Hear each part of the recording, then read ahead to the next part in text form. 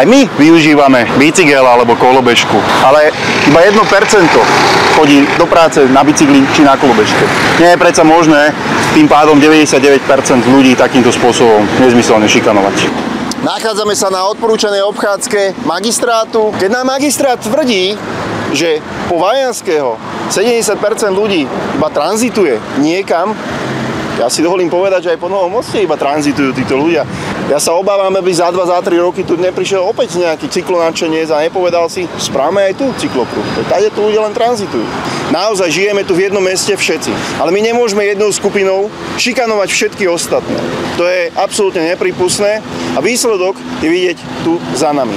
A tu dnes niekde na najvyš 5% cyklistov, počas dobrého počasia sa bavíme, stále nie počas zimy, kde 95% obyvateľov využíva automobilovú alebo mestskú hromadnú dopravu. Takže 5% cyklistov tu dnes zabezpečilo dopravný kolaps toho magistrátnym vyhovel. Progresívne vedenie mesta zácpy, ktoré vznikli v Bratislave, nezaujímajú.